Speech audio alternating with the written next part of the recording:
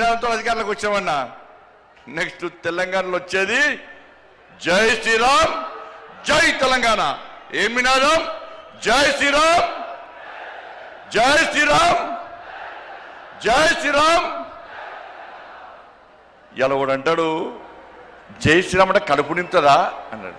నింపుతుందా నింపదా అన్న? రే జై శ్రీరామే మా లోపల ఆవేశాన్ని నింపేది, జై శ్రీరామే మా లోపల ఆలోచన నింపేది, జై శ్రీరామే మా లోపల పౌరుషం నింపేది. ఈ జై శ్రీరామ్ నినాదమే నీ గడిలు బద్దలు కొట్టిన విషయాన్ని ఆ కుటుంబ పార్టీ కేసీఆర్ పార్టీ మర్చిపోయినట్టున్నా. ఆ రోజు జై శ్రీరామ్ నినాదంతోనే జై శ్రీరామ్ నినాదం మారు మోగింది కాబట్టి నీ గడిలు బద్దలు కొట్టి నిన్ను ఫామ్ హౌస్ కు పరిమితం చేసిన నినాదమే నా జై శ్రీరామ్ నినాదం అన్న విషయాన్ని గుర్తుంచుకో. ఇలా మోడీ గారు జై శ్రీరామ్ నినాదం పెట్టుకునే 9,400 కోట్ల రూపాయలు ఇవాళ తెలంగాణ రాష్ట్రానికి ఇచ్చిందన్న. మోడీ గారు జై శ్రీరామ్ నినాదంతోనే ఈ తెలంగాణ రాష్ట్రానికి అభివృద్ధి నిధులు ఇస్తున్నా.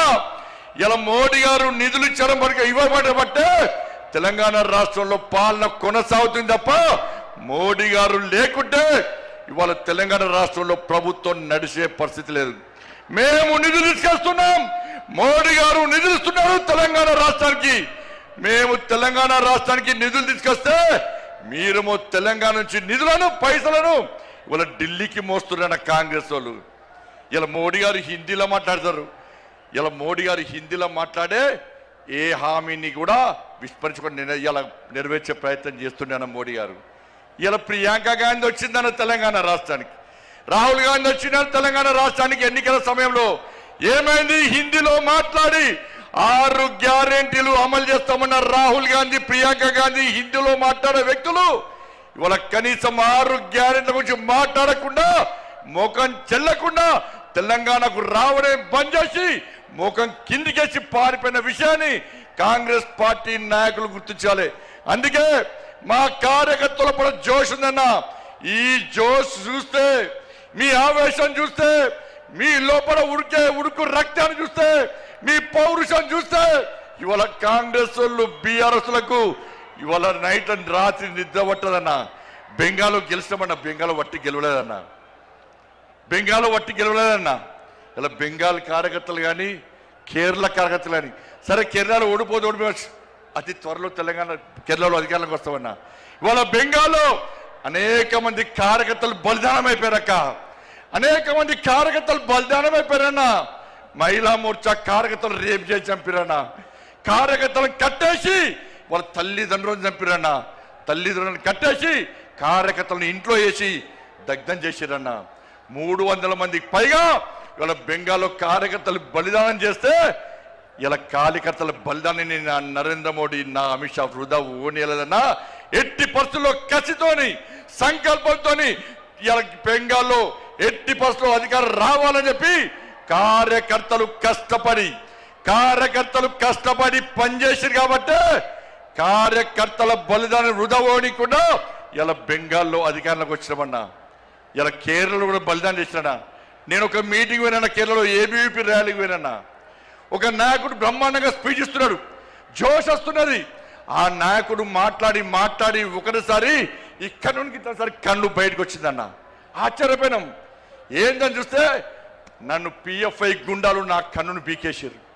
నాకు పెట్టుడు కన్ను, నన్ను చేతులు 2 కట్టేసి ఈ పిఎఫ్ఐ మైనార్టీ ముస్లిం గుండాలు ఇలా నా కన్నును పీకేస్తే పెట్టుడు కన్నుతో నేను ధర్మం కోసం, సమాజం కోసం, నేను నమ్మిన సిద్ధాంతం కోసం పనిచేస్తున్నా తప్ప నేను పారిపోలేదని చెప్పిన వ్యక్తి ఆ కార్యకర్త అన్న. అంతెందుకన్నా ఇలా రాజ్యసభలో సుందరం మాస్టర్ 2 కాళ్ళు నరికేస్తే ఇప్పటికి పెట్టుడు కాళ్ళతోని వాళ్ళ ధర్మం కోసం, దేశం కోసం, పార్టీ కోసం పనిచేస్తున్న వ్యక్తిని గుర్తించి నా నరేంద్ర మోడీ రాజ్యసభ మెంబర్ ఇచ్చిన విషయాన్ని మనం మర్చిపోద్దన్నా.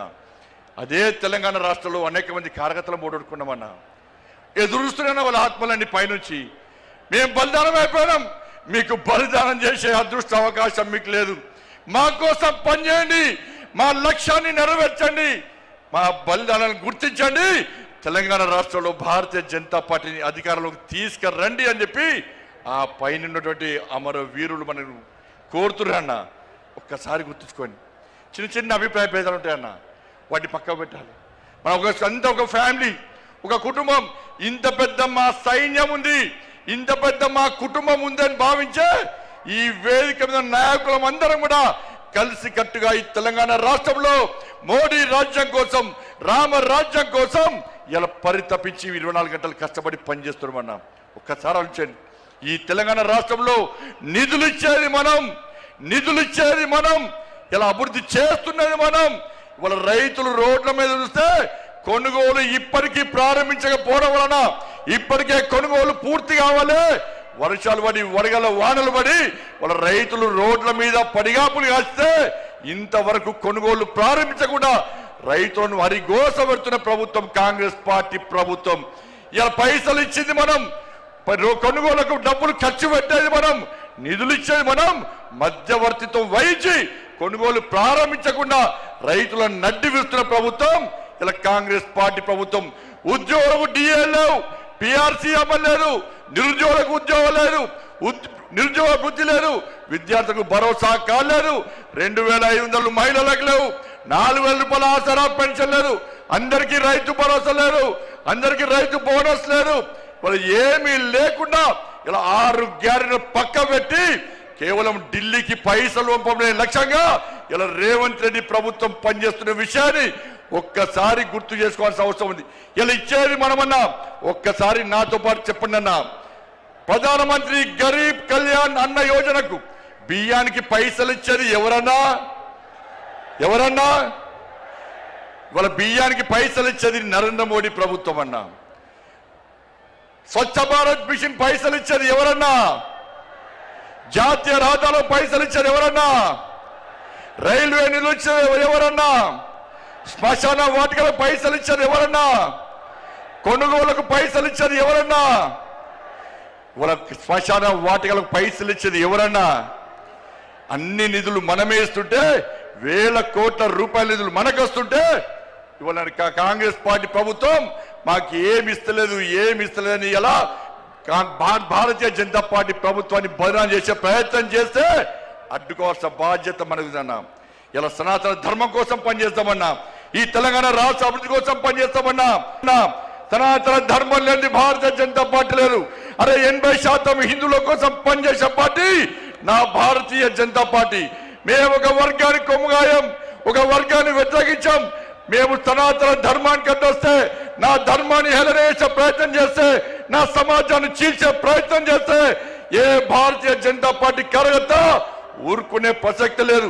మేము అల్లాను కించపరచలే, మేము యేసు ప్రభుని కించపరచలే, కానీ నా రాముని కించపరిస్తే, నా భగవంతుని కించపరిస్తే, నా సమాజాన్ని హేళన చేసే ప్రయత్నం చేస్తే ఊరుకునే ప్రసక్తి లేదన్న విషయాన్ని కాంగ్రెస్ పార్టీ, వాళ్ళ కమ్యూనిస్టు పార్టీలు కానీ బీఆర్ఎస్ పార్టీ కానీ గుర్తుంచుకోవాలి. అందుకే భారతీయ జనతా పార్టీ కార్యకర్తలారా అందరం కలిసి పనిచేద్దాం. నేను ఏ రోజు కూడా పార్టీ తల వంచుకునే పని చేయనన్నా. ఇలా పార్టీ కోసం పనిచేస్తాం. మేమందరం కూడా ప్రతి భారతీయ జనతా పార్టీ కార్యకర్త జై శ్రీరామ్, భారత్ మాతాకి జై అని నేను భారతీయ జనతా పార్టీ కార్యకర్తని చెప్పి తలెత్తుకొని సగర్వంగా తలెత్తుకునే విధంగా పనిచేస్తుంది తప్ప పార్టీకి తల వంచే పని చేయనన్నా. చాతగాని మూర్ఖులు, ధైర్యంగా రాజకీయంగా ఎదుర్కోలేని దద్దమ్మలు ఇలా ఏదో చేసి బండి సంజయ్ని కానీ భారతీయ జనతా పార్టీని ఇబ్బంది పడితే నేను ఫామ్ హౌస్ లో ఎలుకని కాదన్నా. నేను నా అయ్య పేరు చెప్పి రాజకీయాలు రాలేదన్నా, నా తాత పేరు చెప్పి రాజకీయాలు రాలేదన్నా, ఏదో జెండా పెట్టి ఎత్తే రాలేదన్నా. నేను కాసేపు జెండాను, కమలపు జెండాను భుజం మీద మోసుకొని సామాన్య కార్యకర్తగా నా రాజకీయం ప్రారంభించి ఒక రాష్ట్రీయ స్వయం సేవకగా, ఒక ఏబీవీపీ కార్యకర్తగా, ఒక యువమోర్చా కార్యకర్తగా, ఒక నరేంద్ర మోడీ శిష్యునిగా భారతీయ జనతా పార్టీ కార్యకర్తగా పనిచేస్తున్నప్ప సగర్వంగా భారతీయ జనతా పార్టీ కార్యకర్తని తలెత్తుకొని తిరిగి పనిచేస్తున్నప్ప తల వంచే పని చేయన్నా. నన్ను నమ్మండి అన్నా. తప్పుడు ప్రచారం నమ్మకండి అన్న. మా ఎంబడి ఉండండి, ఇక వదిలిపెట్టే ప్రసక్తే లేదు. ఈ రోజు నుంచే మోడీ గారు ఈ రోజు వచ్చిపోయిన తర్వాత ఈ రోజు నుంచే తెలంగాణ రాష్ట్రంలో ధర్మం, తెలంగాణ అభివృద్ధి, ధర్మం ఆధారితంగా తెలంగాణ రాష్ట్రాన్ని అభివృద్ధి చేయాలంటే జై శ్రీరామ్, జై తెలంగాణ, జై శ్రీరామ్, జై శ్రీరామ్. ధన్యవాదాలు. జై శ్రీరామ్, జై తెలంగాణ.